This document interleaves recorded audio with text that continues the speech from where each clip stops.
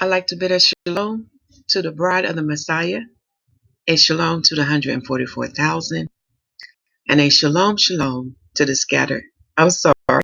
And a shalom shalom to the nation of Israel. For you are the bride of Yahuwah, and Yahuwah is the God of Abraham, Isaac, and Jacob. Shalom. Today, my brothers and sisters, I bring unto you part 4 of I sinned, I failed, but Yah got me up. Ytyyah Confessions. Subtitle of this video is, If you fall, repent, sin no more, and get up. For you belong to Yahuwah and not to Satan. Shalom.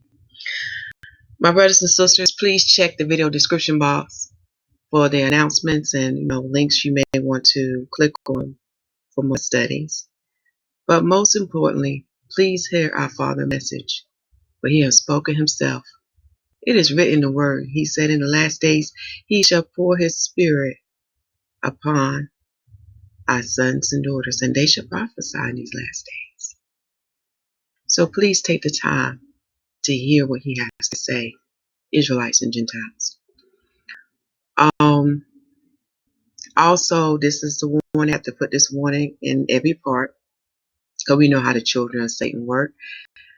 But I'm asking you, my brothers and sisters, do not take part my confessions.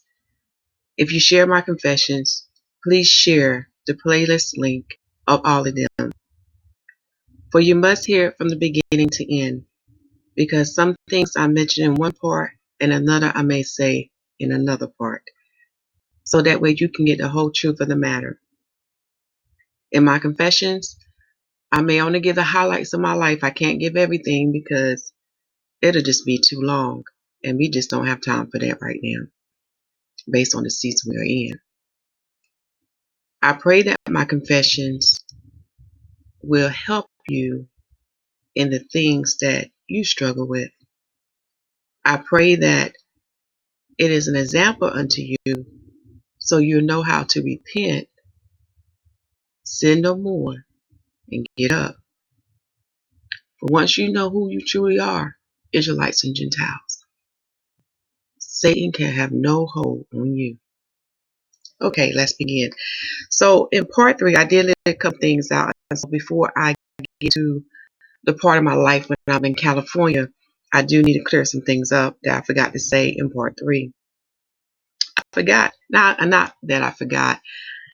I overlooked a reading in Ruth chapter 4, verse 12, because that too accompanies with the verse 11. For it says, And let thy house be like the house of Perez, whom Tamar bare unto Yahudah, of the seed which Yahuwah shall give thee of this young woman.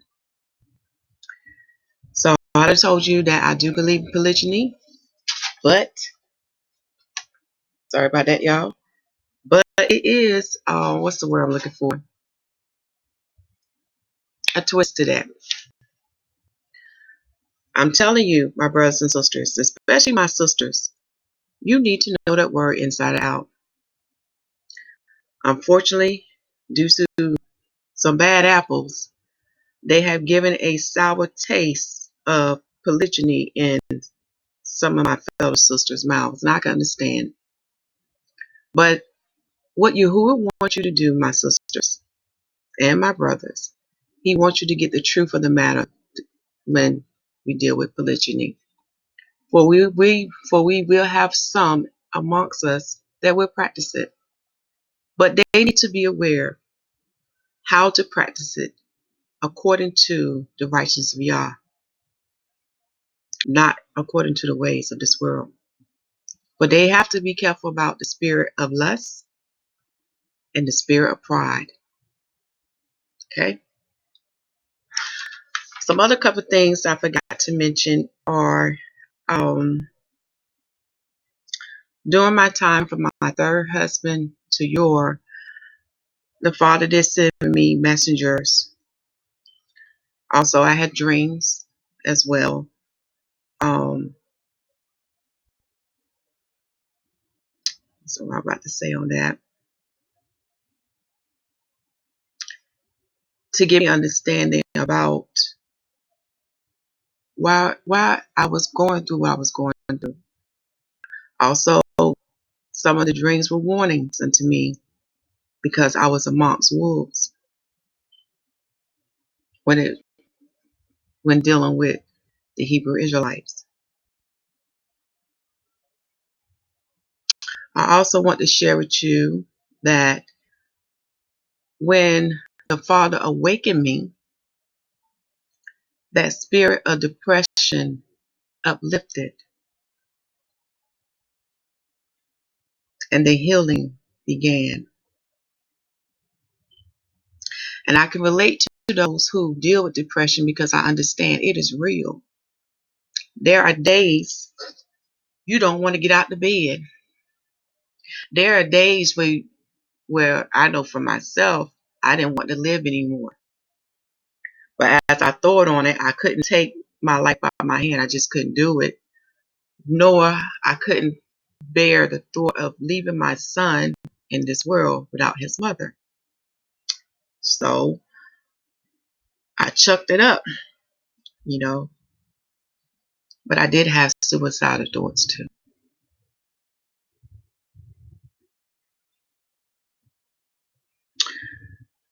And during that time of my depression, when it got to the point where it was not bearable anymore, in other words, I couldn't deal with it anymore, I did go to my doctor and I did take medications for a while.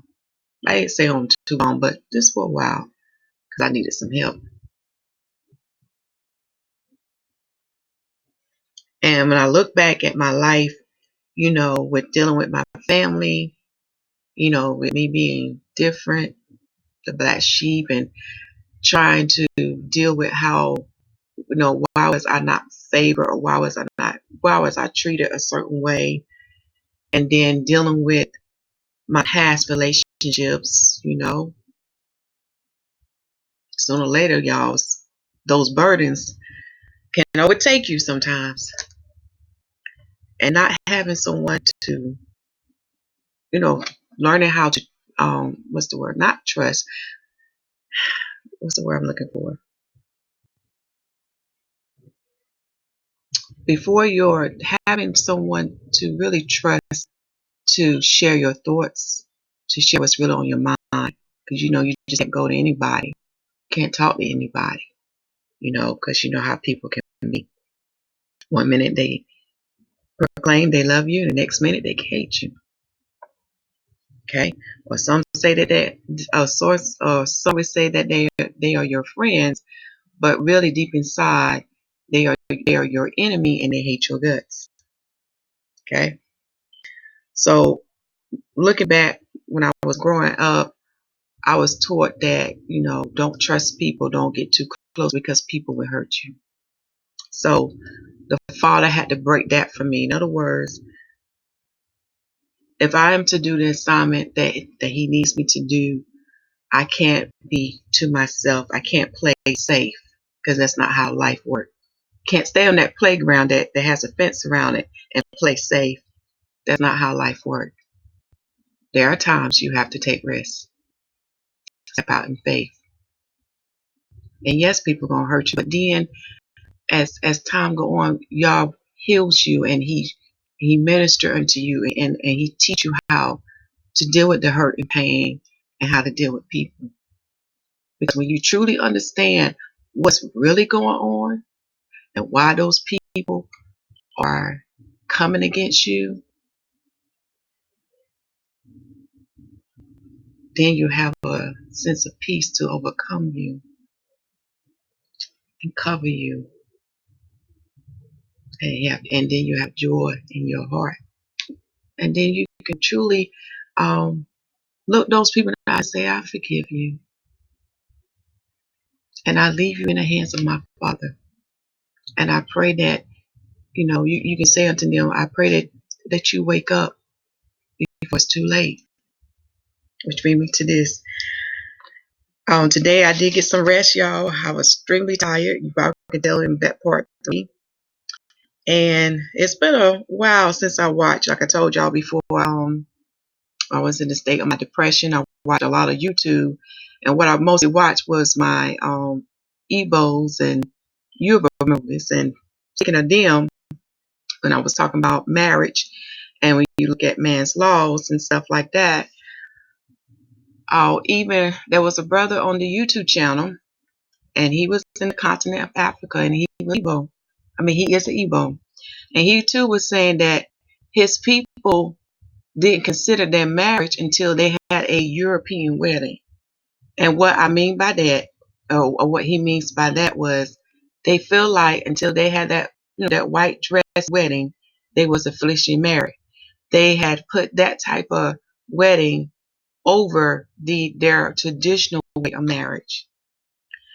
And we know the history with Africa because we know that the Europeans too conquered that lands or those countries on that continent, and they colonized those countries and enforced their way of life upon the people in that land. So do you see what I mean? What man say is what is marriage, or what they consider to be to get married. It makes no sense in the way they do it. But when you look at the word and how it instructs you to become man and wife, it's the complete opposite. Which also bring me to this that I forgot to say. When I was talking about Deuteronomy chapter 22 and going to the precept in the book of Exodus, what I was saying unto you is that sex do not make marriage. Remember, you have the sin of fornication. So you have to know what is fornication and what is marriage. So I used Deuteronomy chapter 22 and the precept that's in the book of Exodus. For those who have a copy of the 1611, you will see those precepts. But basically, I use that example to prove unto you that sex don't make marriage. Both parties have to agree and profess it among witnesses, okay? And then they consummate the marriage, okay? Then that's the carnal version. When you think about how the father married Israel, how he married himself into Israel, same thing. He established a covenant, and it was consummated with blood, okay? And he put his spirit upon them. That's how they became joined to him. Do you see how the carnal and the spiritual go hand in hand? Okay, this is why like when you hear people talk about soul ties, when you become sexually active with someone, you can come tied with that person, and you have to be careful because you don't know what that person's bringing, what kind of spirits they're bringing into your tabernacle. So, all right. So I got some rest, and it's been a while. I said, you know what, I'm gonna watch a movie. Okay. And I'm so glad I watched this movie because it's going to really hit hard on what I talk about in all of the parts of my confessions. Y'all, forgiveness play a big thing. And just as our Father and His Son, Yahushua HaMashyach, the Messiah, set the example on how to forgive, we're going to have to follow their example, Israelites and Gentiles. It is the only way for your healing to come. It is the only way to receive the remission of sins. It is the only way to be unbound, unbound, to be set free. And to do that, we got to be honest. We got to be true. We got to be real and play no games. So I watched this movie. Like I said, they have some good movies, and it can become addicting, but they do have some good movies with some good teachings. Okay. So the one I watched was Pregnant for My Madam's Husband, part 1 and part 2, and I tell you, it had me crying, y'all. But in the end, you can see how the power of forgiveness works, how the healing can begin. Because when you don't forgive, y'all, you know what can happen? Bitterness can set in your heart, and when that happens, it can manifest itself in different ways. That unforgiveness, it can make you not a loving person. It can affect your mental health as well as your physical health. It can take many tolls upon you, my brothers and sisters. So, as the word warned us, I'm warning you too. It is time to forgive so your healing can begin. Okay? So I said enough on that part. Okay? Also, I need to go to this part because, I'll be might be going to some other sites, and I want to cover myself within the right laws as well. Okay? Take this time now to pause your screen. Okay? Okay, let's see. Also, I want to mention that children are a blessing. You can find that scripture in the book of Psalms. When you understand the parable, when we look at agriculture with fruits, and we know fruit has seeds, and when we compare it to how children are a blessing, just as we want the abundance of food, especially fruits, because we want something sweet. The same thing with our children. We want abundance because they continue the lineage. They continue the name of each family household in the earth. And children are a blessing because all child in the world that comes in this world, they have a part to play in this divine story. So I share with you in part 3 what happened to me. Didn't plan it, didn't believe in it, but I did, y'all. And that was due to the lack of my faith. So for those who have children, or if you're pregnant, pray over your baby. It's in the book of Ezra, and it talks about the baby in the womb. I can't remember what verse it is in Ezra. If I do, I put it in the video description box. But here it go. Oh, it's in second Ezra. Excuse me, y'all. Let me drink some water.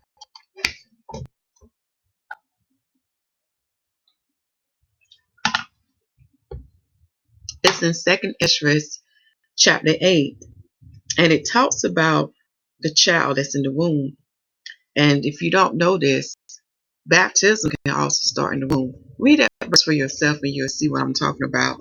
But for those who are pregnant, while that seed is in your womb, pray over that child in the name of Yahushua HaMashyach. Dedicate that child to the Father. Okay? Because I'm telling you, Satan is looking for many to shift, and we want our children to be blessed. We don't want our children to stray away from the Father, or to go left from Him, or to go right from Him. We want them to stay on that path of righteousness. So bless your children before they come into this world. Pray over them. I'm a witness of that. And only thing I can say on that part, I see the results of it. Okay. Let's see what else I want to say. Dealing with those, I know I may mention this in part 1, dealing with those that I have spoke against.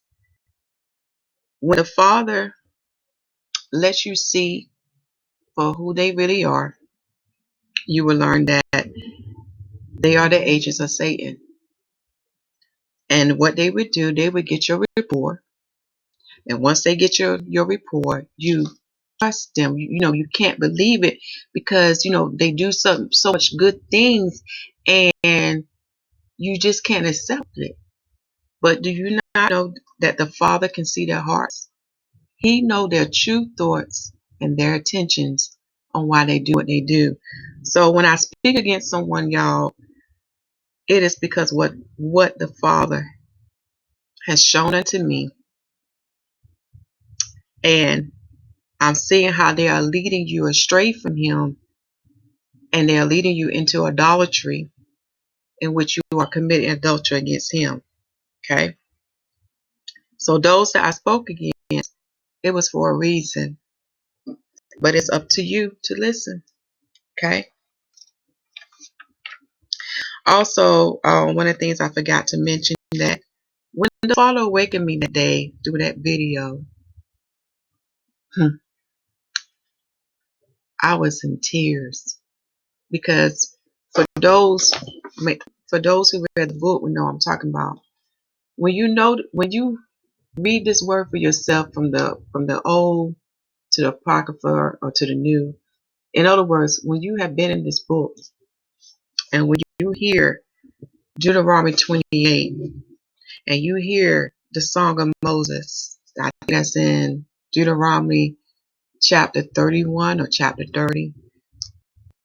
When you hear those curses and blessings upon my people, and you hear of the wickedness that we had did unto our Father in heaven and unto His Son, y'all, I was in tears, because I knew what the words say.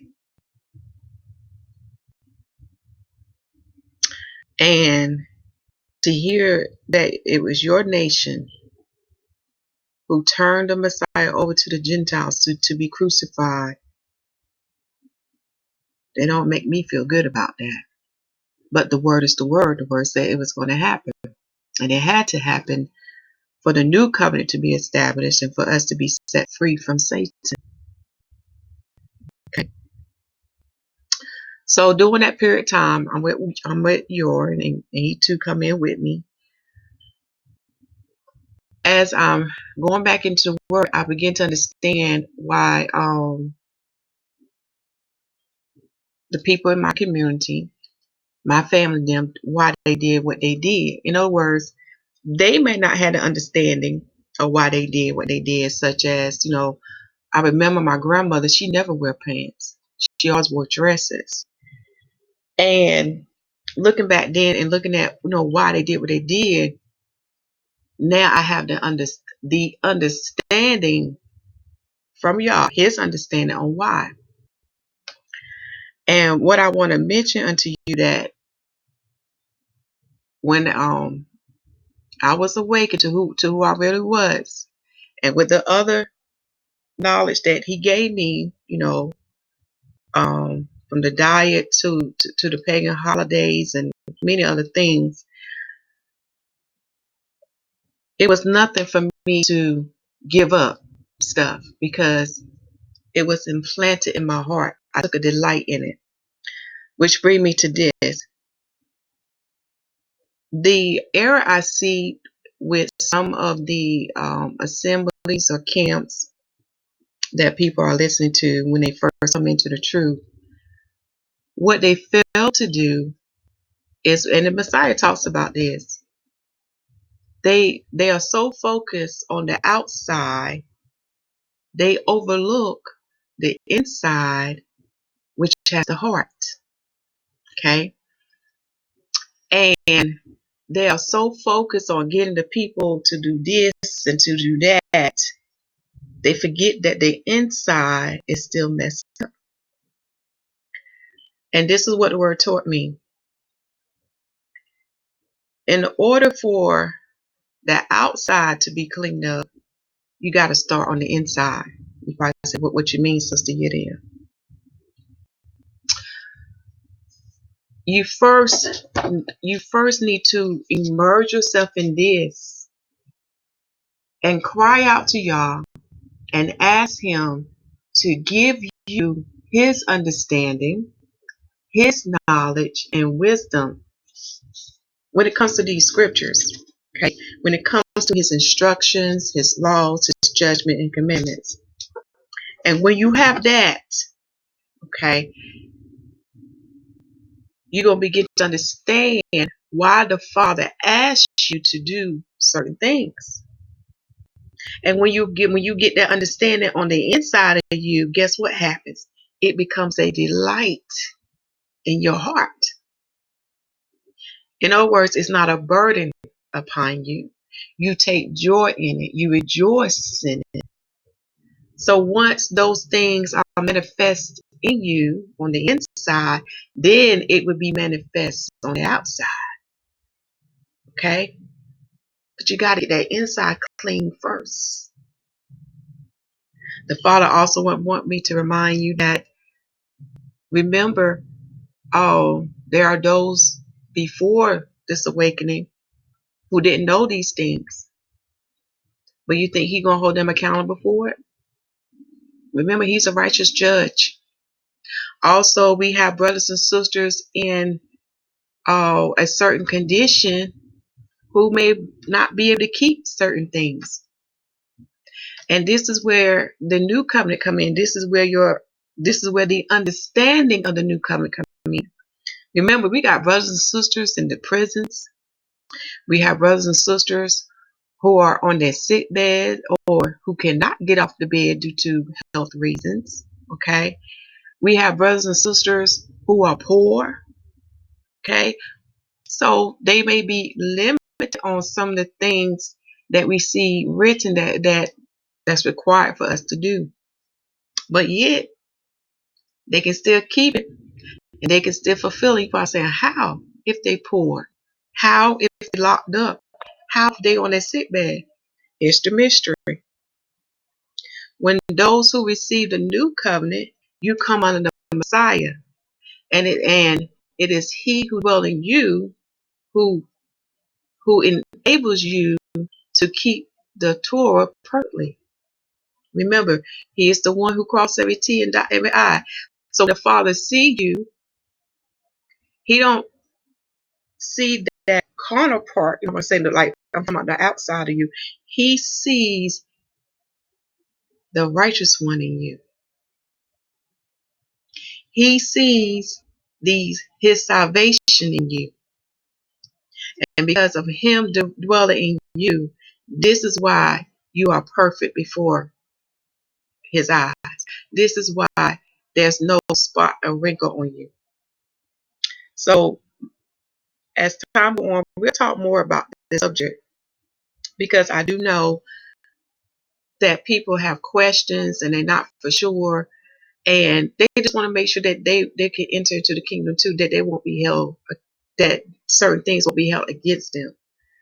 But the greatest thing to do is just look in the past. Look at our ancestors. Look what they've been through. Okay? Just like in Torah, there is a part that covers us for the sin of ignorance. Okay? Even Yahuwah talks about that in the book of Acts, how He winked at our ignorance. So when you understand the new covenant and how it covers us for so many things that's out of our control or due to our ignorance, you will rejoice and say, thank you, Father, because you did make an exit way for me to come in. Okay? So for me, when I gave up my pants, I rejoiced because I understood, because here's the spiritual mystery on that. When you understand that the carnal go hand with the spiritual, when you understand there are spirits out here, there are good spirits who are the spirit that are of Yah, and then there are evil spirits who are of Satan, and they are looking for tabernacles, okay, to dwell in, okay, to join themselves to. So, in other words, to keep this simple and straight to the point, if you dress the part, you're going to be the part. And that's all I have to say on that. The Father make it very simple. If you dress the part, for those who are able to, because I know everybody's situation is not the same, but those who are able to, okay, just meditate on what I'm saying now. Those who are able to make that change, if you dress the part, you will be the part, because these spirits are waiting to inhabit you. So you got to be on your guard.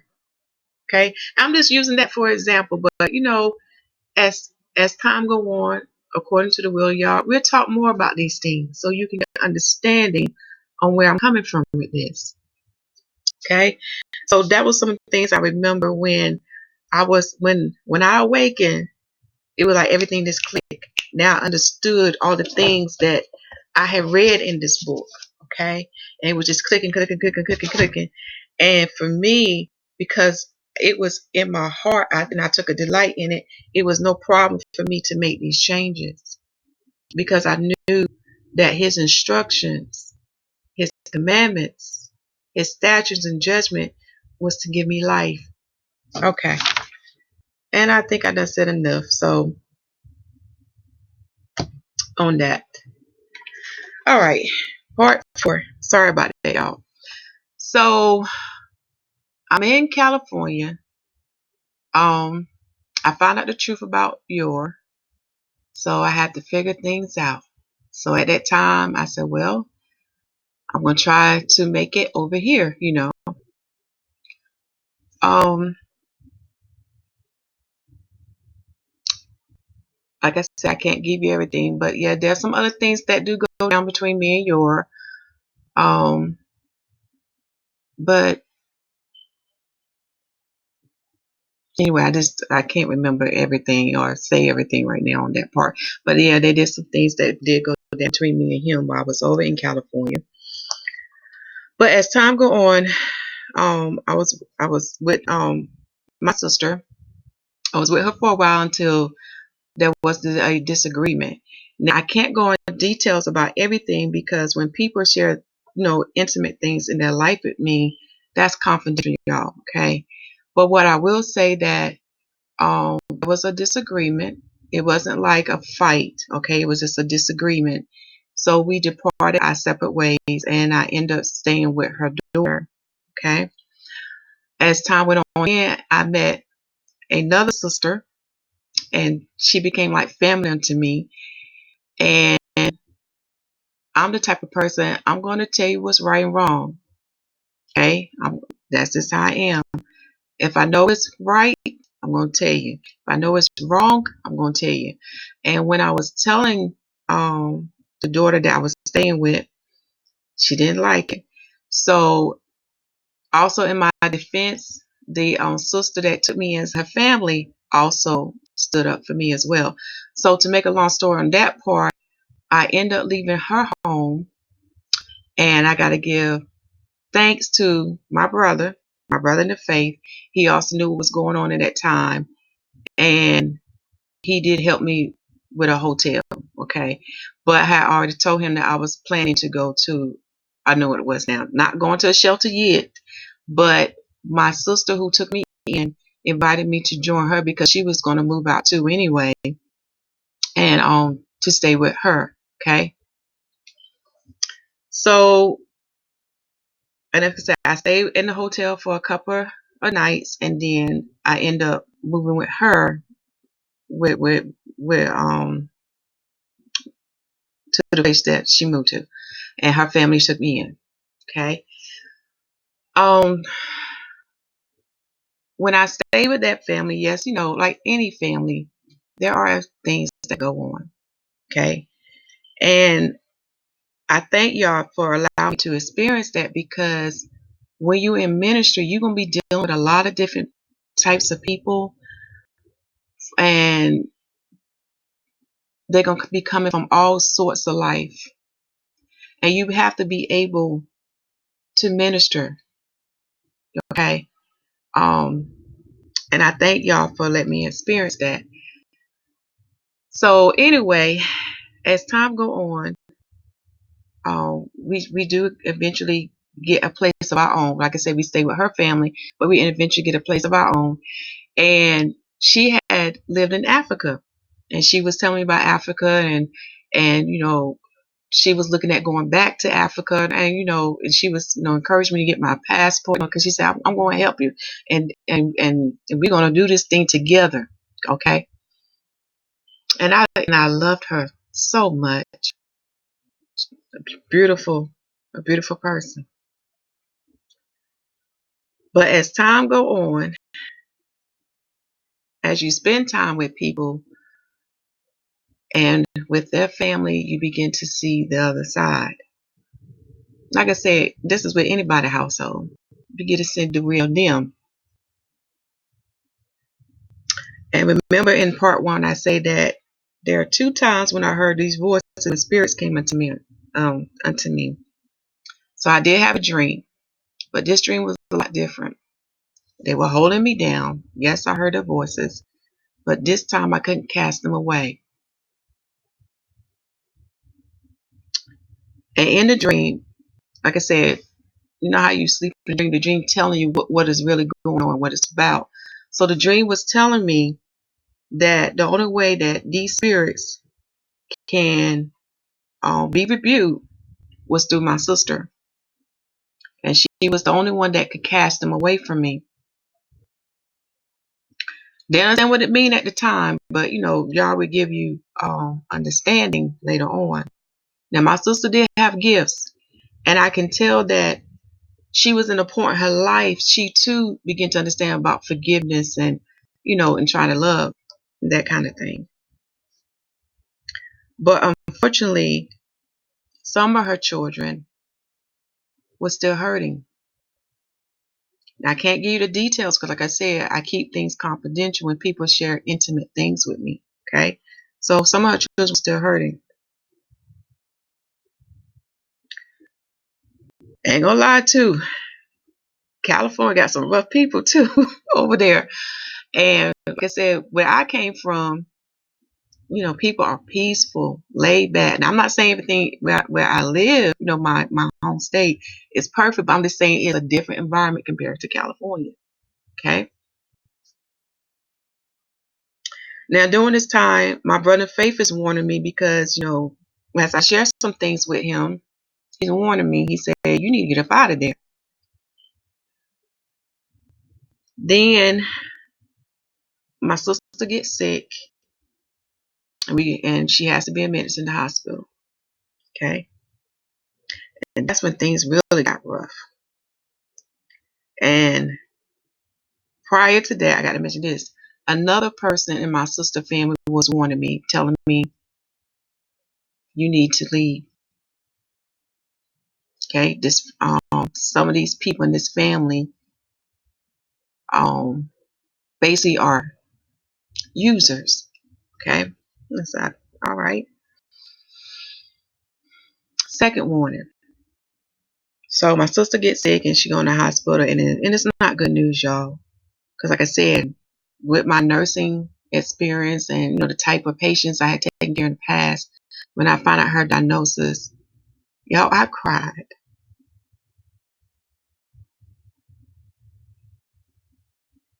Okay.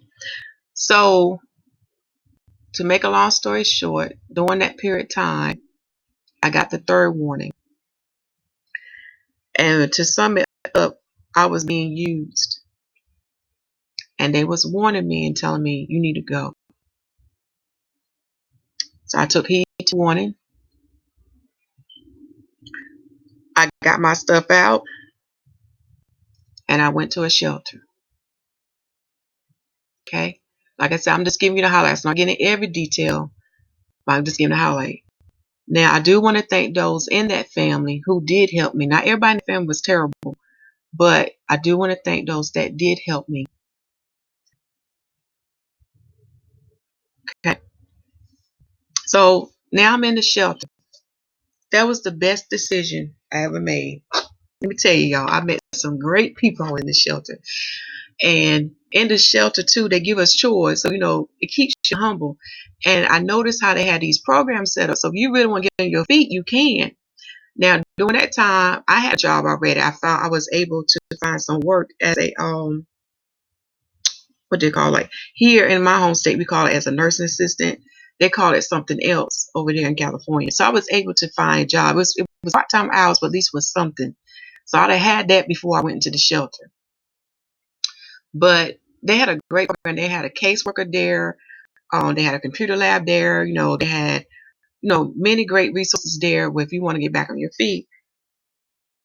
And when I was first admitted there, because you have to go through a mission process, and y'all, the shelter was clean. I didn't have, because you hear horror stories about shelter, but this shelter was really good where I was at. And I just need to back this up.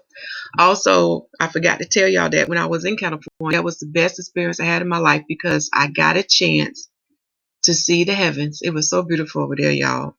I also got a chance to see their mountains. It looked like paintings. It didn't look real. And then I also got a chance to see what the wilderness is about.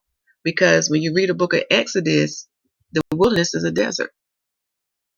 So, it was just an awesome time to be there. And I did meet a lot of great people too.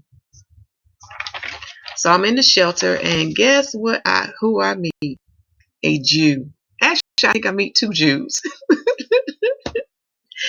And when my brother shared his life testimony, y'all, it's a powerful testimony. And I'm not going to tell you everything he shared with me, but this brother, now this is how I know he was one of the Most High servants. This brother, he said he gave up everything and he went out in the desert and fasted for 40 days. I said, yep. Because he understood. He understood. He was committed to the Father. He loved the Father. And y'all, he had the most beautiful heart. And we even broke bread. What the Christians call communion is actually for shot. We broke bread and, drank the juice. Beautiful time. And he even got me out of some trouble. When I say trouble, I could say we had chores.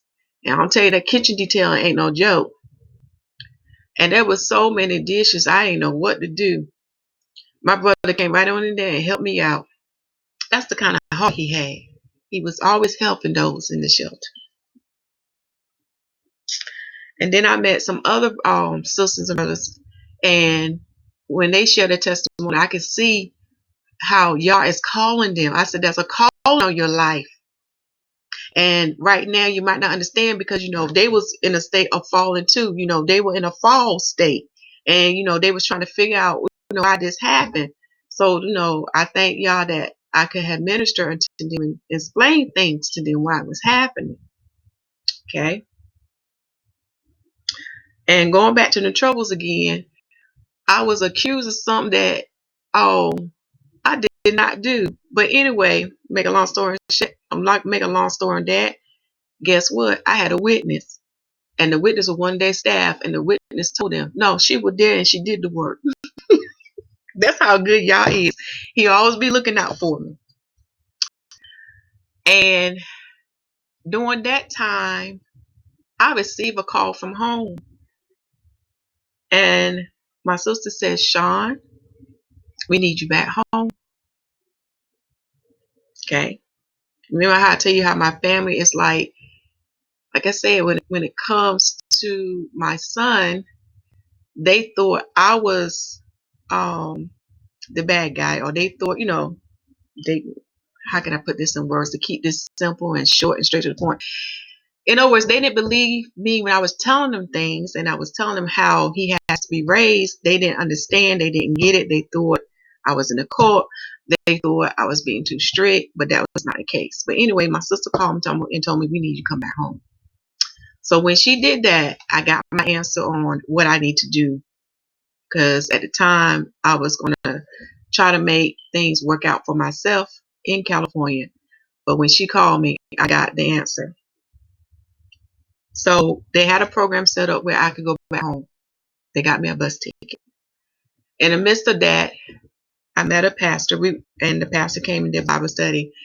And he was so intrigued by me because, you know how it is with us Hebrews when we had the word.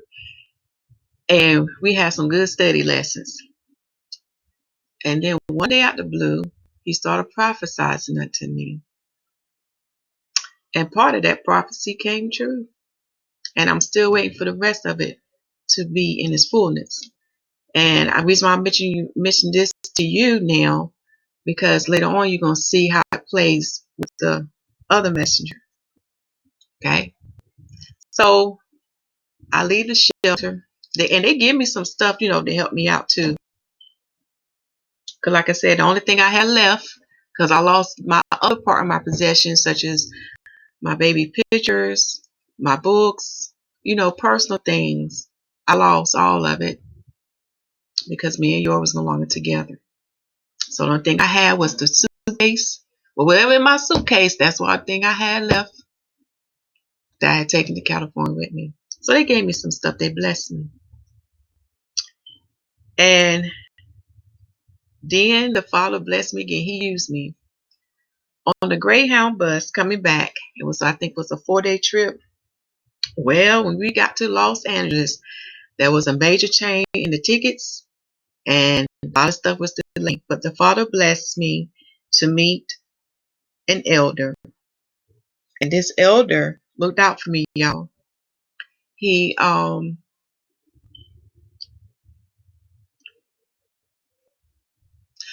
what's the word I can say?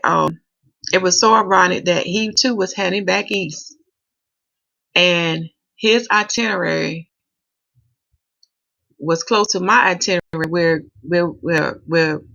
because our itinerary was so close, we all end up being what you call bus partners or whatever from the west coast to the east coast. And I'm glad it happened because we had a lot of major delays in some of the stops. And like I said, he looked out for me because he was saying, you got to be careful on these travels, especially being a woman, got to be careful. And then he shared his life story with me. And he also was a veteran of the Vietnam War, and he shared a lot of things that was not in the history books. And the part of the Vietnam War he was in, he came in the latter part of it. And then he told me about his travels and other things he did while he was in the service. Great life. He also shared with me about him living in, I think it's Korea. Just how people just talk, just sharing the life experience and stuff, hearing their life story. And then the Father blessed me to minister to him because there were some things in the Bible he had a question on, and I love how the Father put people in your path because it's for a reason. And the part that he was looking to get answer on, he received it that day. So that was a blessing. Oh, that was a great trip. So I think instead of a 4 or 5 day trip, it became a 6-day trip, but it still worked all out to the good of Yah. So when I get back to North Carolina, I'm staying with family now. And keep in mind, I'm still when I say homeless, I don't have a place of my own. I didn't have a job, okay, and no car. Well, let me take that back. I have a car, but it was not in working condition that my sister gave it to me. But it was not anywhere drivable at the time, so I had to depend on Pat and Charlie or the public bus. But that's a good thing because I love how the Father teach me how to survive. And I also love California bus system and their transit system. I tell you, I like I said, it was a great experience. Because one thing the Father taught me is, where there's a will, there's a way. I don't let things stop me because I don't have it. He always teach me how to think outside the box. So I'm back in North Carolina. Now we get into the part of my transgressions. So I want to keep this short. So I'm staying with family, and as time progresses, and when you're a Hebrew and you keeping the covenant, where I'm staying at, I'm beginning to notice that I'm not having peace. So of course with family, there are words.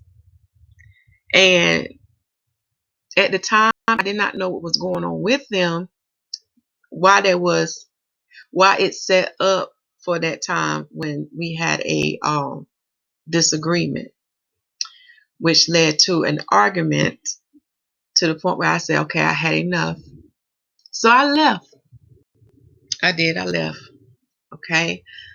And for a couple of days and a couple of nights, I think it was about 3 days, 3 nights, the heavens was my roof and the earth was my ground. But I was okay because I've been through homelessness before and I knew about the survival. Then the Father put strangers in my path who helped me. So I stayed with one of the strangers for a while to get on my feet, and that person got me a job. I got to talk about that job too. So guess where I worked at? Because like I said, I was determined not to go back in the healthcare field. I was tired of it, y'all. I was burnt out. I had nothing left to give. So the stranger hooked me up. We're getting a job at a restaurant. Now this restaurant does serve pork, okay? But guess what? It was gloves, so I didn't have to touch it. And it was the reason why I was at that restaurant. But I want to keep things short and straight to the point. I was just humble. I say, I was not looking for a job that had the big bucks. I said, no, I want a simple life, you know, because I was tired of because I was at a point in my life I was just burned out, y'all. Tired. So at that restaurant, I met another great sister, and to this day we're still friends. And as time go on, and we talk and stuff, I learned what I learned about her was that a lady prophesied to her, letting her know who she is, that she's a Jew, she's an Israelite. But she said, right now you're not going to understand, receive, but the Father gonna send you somebody that gonna break it down. And she has a beautiful spirit, y'all. She looked out for me. She helped me so much because when you work the chicken corner, and you probably saying, what's the chicken corner? Y'all, let me tell you about the chicken corner. They put a female in the chicken corner. And really, that is a two-person job, but they only would put one. Once in a blue moon, I may get some help, but that was only on if it was like a Saturday. And that chicken corner ain't no joke, y'all, because you got to batter the chickens. And not only with that, you're dealing with battering seafood and other chicken products. So it ain't no joke. And then you got to clean that whole station down. Like I said, it's no joke. And that girl helped me out so much. She was a blessing. That girl, you can tell she was Israel because that girl could run that whole store. She could be the cook, the cashier, serving plates, fixing drink. That girl was no joke, y'all. But also there at the restaurant, I had enemies. Okay. And what I remember about that, it was nothing. I had said anything to them. I have not done anything to them. But when that seed, that seed that I'm telling you about, that dwelling about, the seed of Yah, okay? Well, the spirits that was attached to them didn't like the spirit that was attached to me. So I'm going to use this for example. Be careful how you treat people because you don't know if that is the child of Yah. You don't know that's the servant of Yah. Be careful because Yah don't like ugly. So one of the people in the restaurant couldn't stand me. I didn't know anything about it. Okay, to the sister that I met, to the girlfriend that I made friend with in the restaurant, let me know. Okay, because this person is really two-faced. And what's all right about this person was they are a minister. hmm And she had a best friend too that worked in the restaurant along with her. So make a long story short, I get back to them. I got to get to this part first. I have a dream from y'all, and y'all shows me I'm gonna be leaving that chicken restaurant. I'm gonna be quitting y'all. At the time I had a dream, I didn't understand it, but the way he showed the way he showed it to me in the dream, it happened just like that, y'all. I went to work feeling fine, but honey, until they put me in the chicken corner, and it wasn't a good day in that chicken corner. So after I had my lunch and came back, and they had this another large order of chicken to be battered, I picked my bag up, told the manager, "Thank you, but I had enough," and I left. Didn't look back either. And I told my girl I'll be back later on to pick you up because she didn't have a car, so I help her out getting back and forth to home. I told her I'll be back. later to get her. So I leave the chicken restaurant, and like I said, I don't have no job, y'all. And by that time, I did have a place of my own, so I was paying rent. And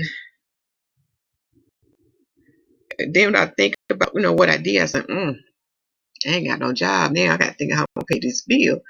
But anyway, make a long story short, y'all blessed me with a job, which I still have to this day now. And I've been with them since. And I like this job a whole lot better. Okay. So as time go on, because like I said, because I know people at the restaurant and stuff, I get word that those two people I tell you about that was the one that called themselves a minister that didn't like me. I get word that they calling me a hobo. Now at first I'm like, what is a hobo? So they was marking my time of being homeless. Now you know how the old folks say, be careful how you put your mouth on somebody. Well, as time went on, like I said, for all y'all don't like ugly, one of them became homeless. And when I found out, it was like, you know how you had that feeling like where it shake you? And the first thing I thought, I said, I hope that person makes it right with my Father. Then the other one who called himself a minister, and I'm gonna be honest, that person, I can't go in all the details about that person, but that person's a hot mess. Oh my goodness. But anyway, the Father has a way of elevating you and bringing you down. So as time go on, like I said, because I know people at that restaurant, I go by and fellowship, speak or whatever, or I have to go by and pick something up. That person let me know that they was promoted. And when they got promoted, it went to their head from what I heard. I tell you that I didn't ask about this person. Information just come to me and stuff. So it goes to their head. Then they end up transferring the person to the other restaurant they own. And I was told this, if they transfer you to that restaurant, it's not good. And to make a long story short on that, eventually they fired that person. So that's what I'm saying. Y'all need to be careful how you treat y'all's children and his servants. Be careful with that. Because I was in a point in my life, it was a low point in my life. And I'm going to explain more on that because I had one of my fellow sisters prophesize on me and gave me understanding, because now I'm getting to the part of my transgressions. And they explained to me, because I did things that I normally don't do. Okay. But I'll talk more about that. So I meet another brother in the faith that's an Israelite, and we fellowshipping, y'all. And he began to prophesize on me. And that prophecy matched to what I was told in California. So guess what I did when I came back to North Carolina? Not immediately. This is something later on. Okay. I came back in North Carolina around March 2018, and I didn't start dating again until I think August. And you probably saying, why in the world would you date again after all the stuff you done been through? Now I can't tell you the prophecy because I still have to wait till it comes to its full manifestation or to this fullness, but it will explain why I started dating again. Now y'all gonna be honest. Whew, what's out here now? Oh my goodness. I feel for my brothers and sisters. What's out here now? Make you not want to. When I say date, I'm talking about courting. And when I'm talking about courting, I'm talking about courting for a husband or for a wife. You know what I'm saying? Because what people understand, when you follow these instructions, you have to ask yourself, why are you courting? What is the result of it? that you're trying to get from it. And when you study the word teaches us why we are courting or in control is to what? To attain a husband or a wife. Okay. So I started that, y'all. Y'all, I don't know where to begin on that. I just put it like this. And this is the thing. In my age group, I'm in my 40s now. I had dated men in their 40s or 50s, even at 60, and they are worse than the younger. One I dated had a lying problem, and when you confront them, they wouldn't own up to it, and he couldn't see how the father was dealing with him because he had something going on with his body. And I told him what it was, and I told him how he can get that treated, far as interventions. You know what I'm saying? Because it can't be treated by medication. He need a different type of invention. Okay. And sometimes people can't see that Yah got his hand on you because he wants you to repent and make things right. And even in the midst of me dating y'all, I had men to approach me. Like I said, remember I talked to you about that attraction between light and darkness, and how the darkness want to consume the light. I had men to approach me, like one would tell me, "You need 2 men." I said, "2 men? Yeah, you need 2 men." And this man, I mean, he looked nice and everything, but what would come out his mouth, I'm like, huh?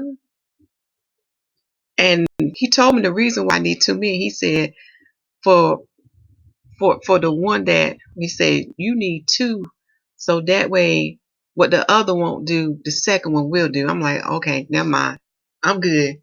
Then I had another one to approach me, and some of them play what we call the truth game.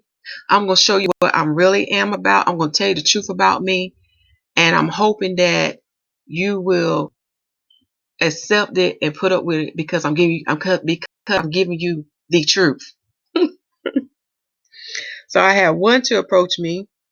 He gave me a gold necklace, and I mean, he tried. And when he gave me the truth about himself, and when he told me he was married, I said, well, brother, I respect your wife. And with the gift he gave me, like I told him, I couldn't accept that. But you know how they do, they try to push it on you. But I found a way to give it back to him. I sure did. I found a way to get back to him. But what's so ironic about him, I saw the good in him, y'all. And what I saw was, if he would just make it right with y'all, he would be a great man. And I can see y'all using him. But make a long story short on that, I just put him in prayer.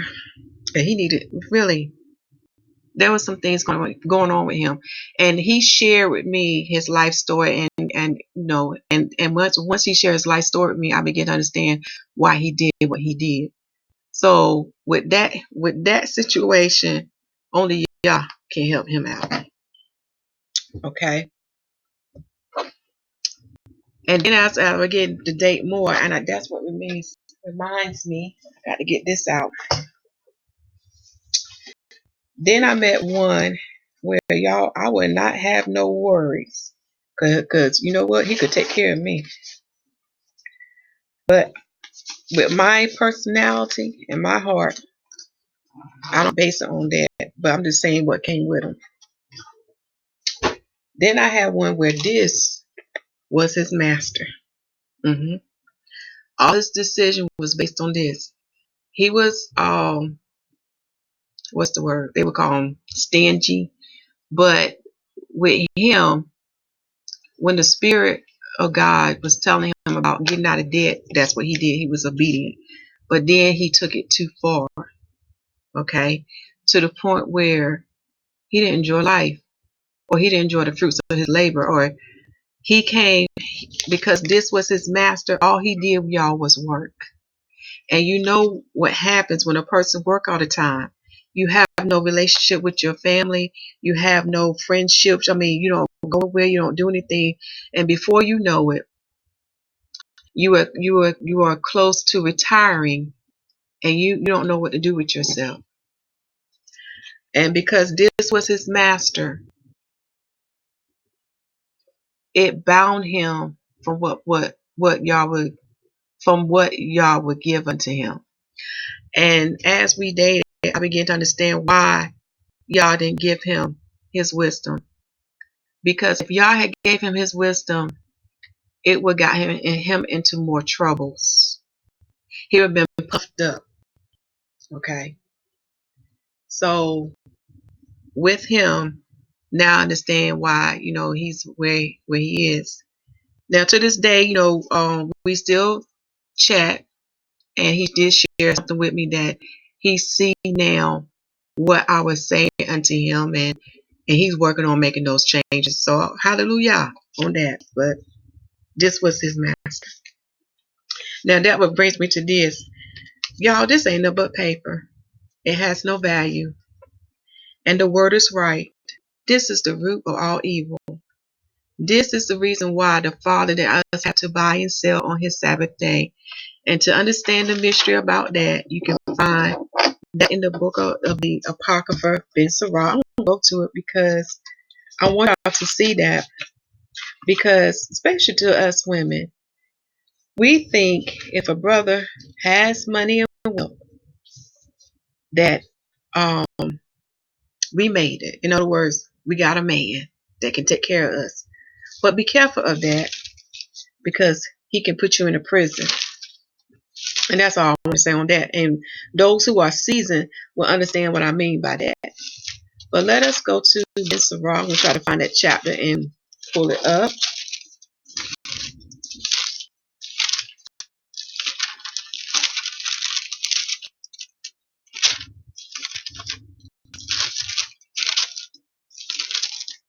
Here it go. It's in Ben Sirach chapter 27.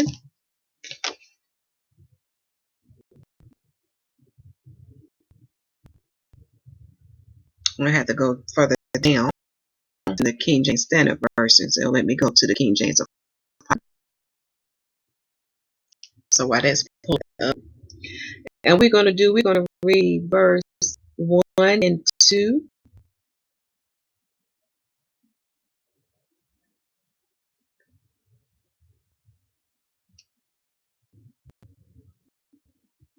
Ben Sirach, which is known as Ecclesiasticus, and Ben Sirach means the son of Sirach. If I say it correct, if I get my tongue. And go to, oh shucks, now they don't let me type it out. Okay, y'all, to save time, let me go to the other version. Let me go to the 1011 version. Wow.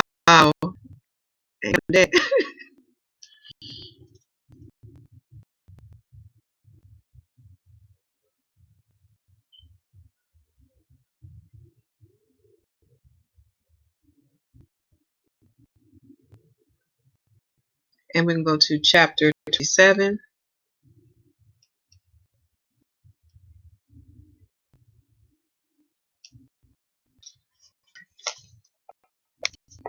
And while that's pulling up, money is the root of all evil. Cause you to lie, cause you to steal, cause you to kill. This brings a lot of troubles. This calls people to get married who should not be married, because for them to be together, they're toxic to another. It causes all kinds of transgressions. All right, Ben Sirach chapter 27. For it says here in verse 1, many have sinned for a small matter, Oh yeah, that's so true. And he that seek for abundance will turn his eyes away. As a nail sticketh fast between the joinings of the stones, so do sin stick close between buying and selling. So that would give you understanding why the Most High Yah commanded us not to buy and sell on his Sabbath day. Also, when you look at the beast king, which is the Roman Empire, you now begin to see why they encouraged the marketplace of buying and selling. And now we're in this time of the coronavirus, it has affected buying and selling. It has affected the trade. So yeah. So now, looking at this verse now, we now get understanding why the Father warns us about buying and selling on his holy day, because it bringeth forth sin. Because sin sticketh very close between the buying and selling, just as a nail sticketh fast between the joinings of the stones. Okay, I love how the Father gives us great analogy. So this piece of paper caused many to transgress and commit all kinds of wickedness. So as time go on, like I said, I'm dating.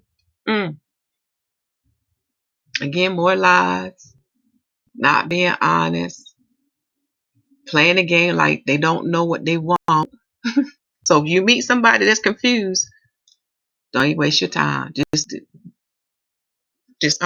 got to get y'all now. Just pick your bag up and go. Say, okay, I see this ain't gonna work. So I did learn a lot from those courting or dating, whatever you want to call it. And then finally I met someone that I thought that was it.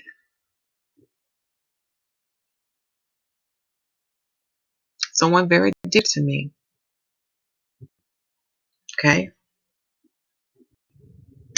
For my people that know me and know him, and you probably wonder why I dated him, I need for you to read the book of Leviticus chapter 18 and the book of Tobit. But matter of fact, if you read the whole tour and you read the book of Tobit, then you understand why I dated him. Also, I want to say that when he was telling about his life and how he was tired of his life and he wanted a change and he was making change in his life. That's why I gave him a chance. Okay. So I thought I met the one. And what was so special about him was he reminded me of some things of YAHUAH. Now he wasn't YAHUAH, but he reminded me of some of the gifts that YAHUAH has. And then another thing that I liked about him, he liked to read. And we could talk and have conversations, you know.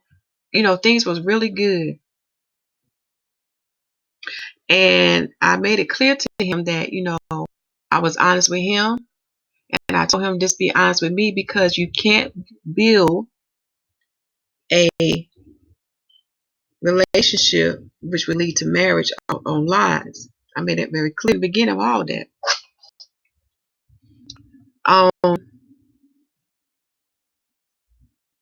What else can I say on that too? I'm just trying to remember.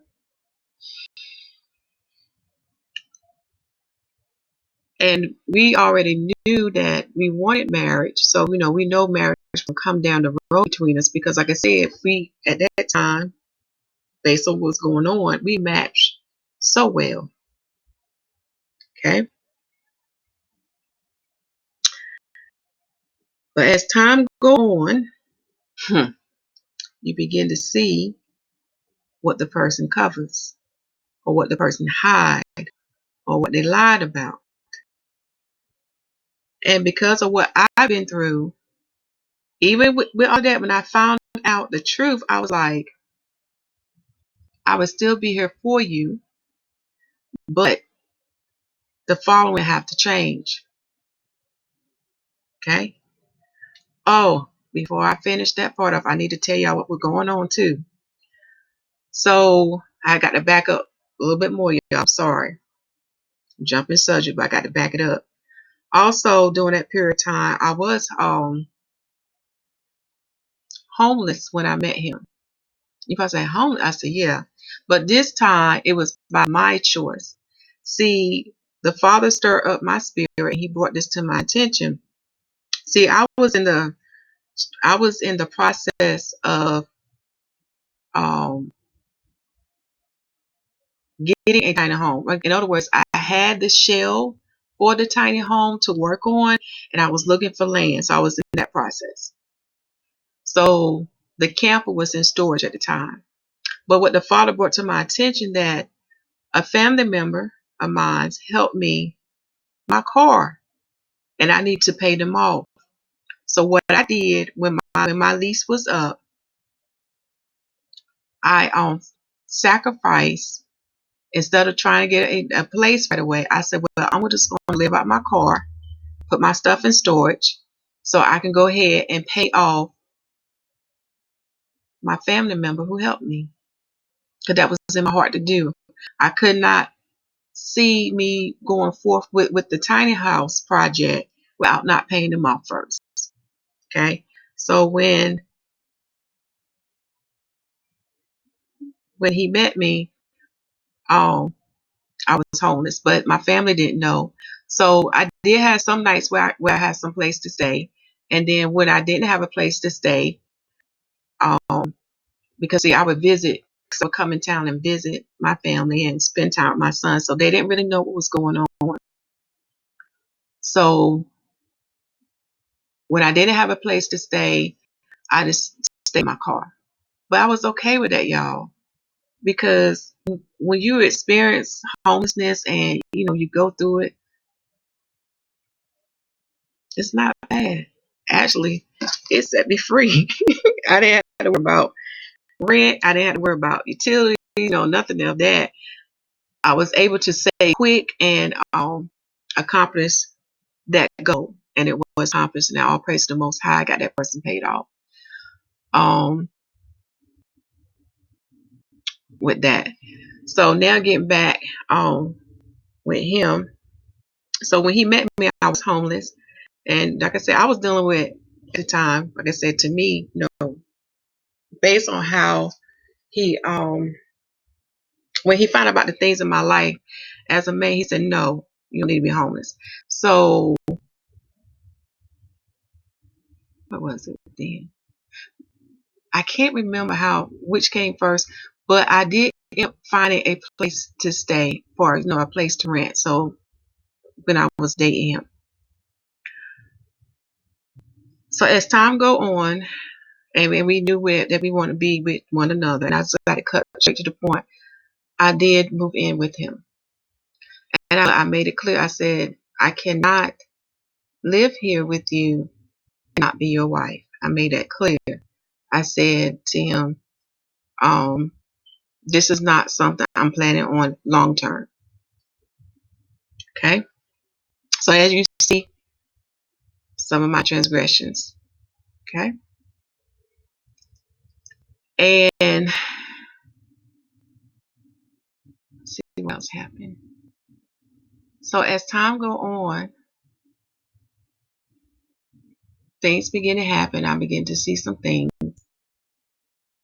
When you live with a person, you really see a lot of stuff.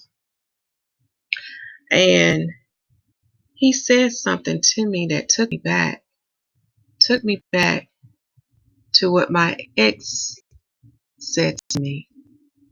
Not the exact words, but took me back. And when he said that, something in me shook. Okay? I said, okay, Father, you letting me know. It's time for me to move out and get my place. So when I told him that, I need to move out, I need to get a place of my own, of course he didn't want that. He wanted me with him. But once I make my mind up, I'm going to do it. So I started putting my stuff in storage, and him being a man, he said, no, I'm not going to let you be in your car Just stay here until I know you have a place. I said, okay. Now I'm just giving you the highlights. I'm not giving you everything, y'all. Just the highlights, because I don't want this to be too long. So while I'm looking for a place, and I said, and I remember I was meditating, but anyway, to get to this point, I'm trying to remember, y'all.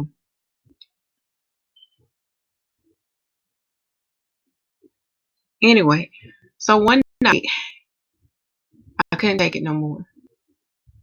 I was tired. I had a long day from work. We had some bad weather. We're not bad. We had snow to come in. It was just a long day, and I was tired. I was trying to get sleep, and he was in some kind of mood, y'all. And that mood he was in, it was like the all about me mood, to the point where I just picked my stuff up and I said, I'm going to my parents' home so I can get some rest. And I knew right then and there, when I did that, the relationship was over. So what I did, that's what I told him. I was going to my parents' house. That's what I told him. So I get out that house and take it no more. So I finished getting the rest of my stuff, because I had put most of my stuff in storage anyway. So I finished getting the rest of my stuff. And I was heading towards a Walmart so I could collect and get my thoughts together.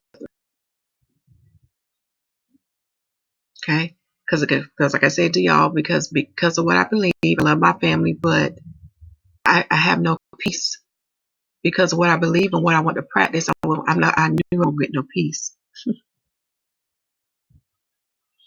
And I went through with one family member with that. Okay? So I get a text message on my phone, and he's letting me know that the relationship is over, because it's best that we go our separate ways.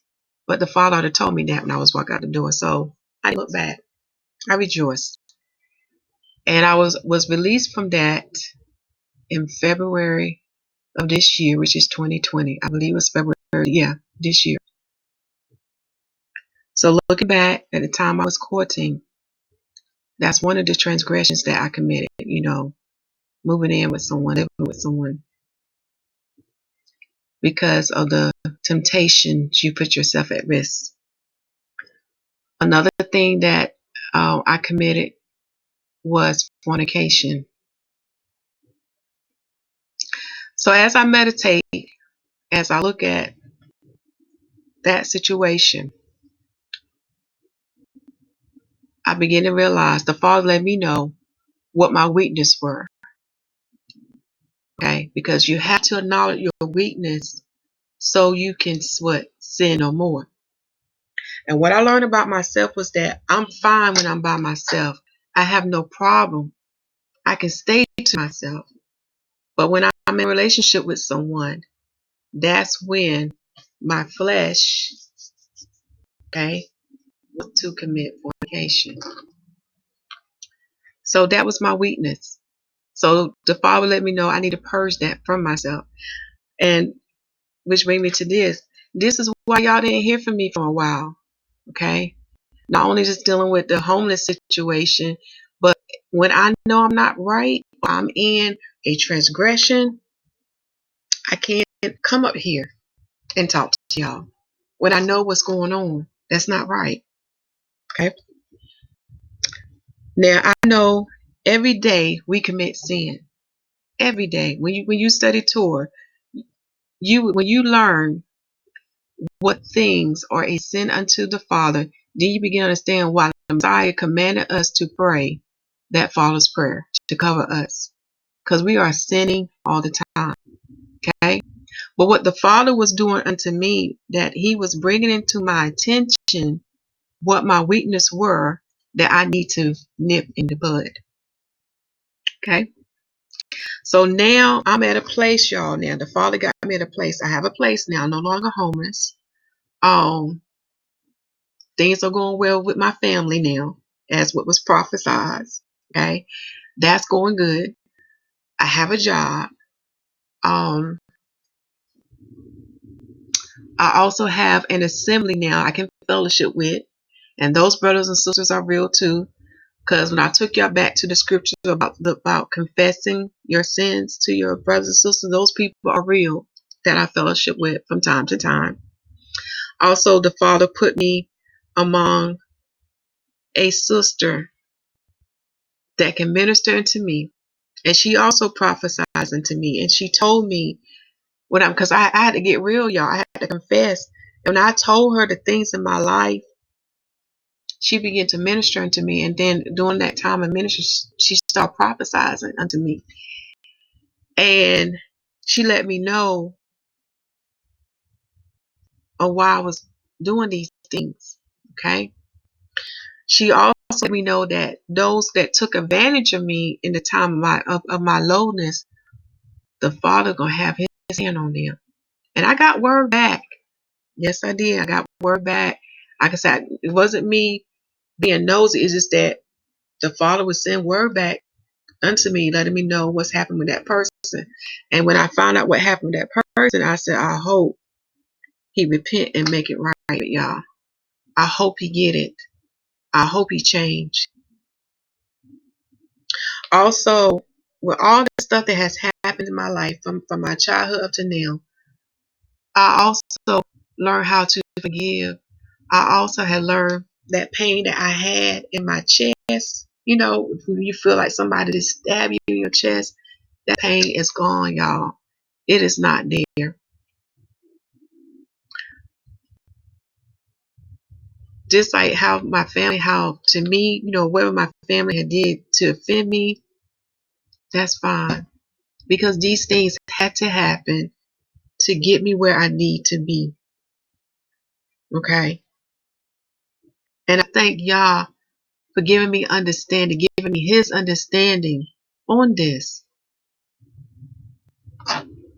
I thank him for putting me in a place, y'all. Because where I stay at now, y'all, I hear the birds singing. And I be telling the little birds, I said, sing praises unto Yah.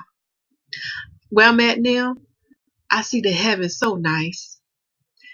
In the morning, I wake up to light. And I'm in a perfect spot, y'all. Perfect spot. Where I get to see the light that come up in the east. And I get to see the light go down in the west. It's so nice.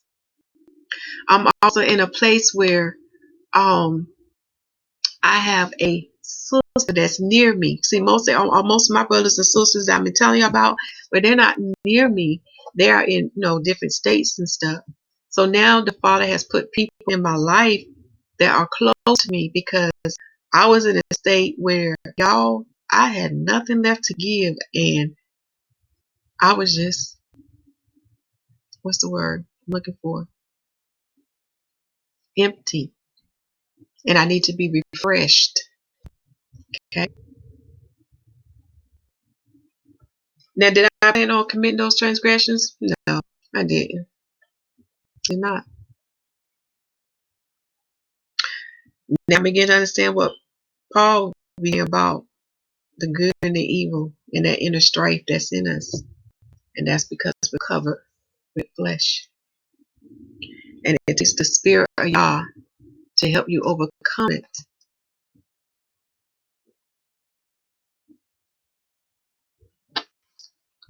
So now I'm going to close out part 4. And I'm going to come back with the final conclusion of my confessions. And then in that part, you can comment on that.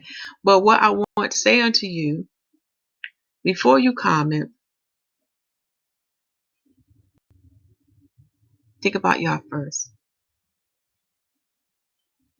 Think about him. Okay?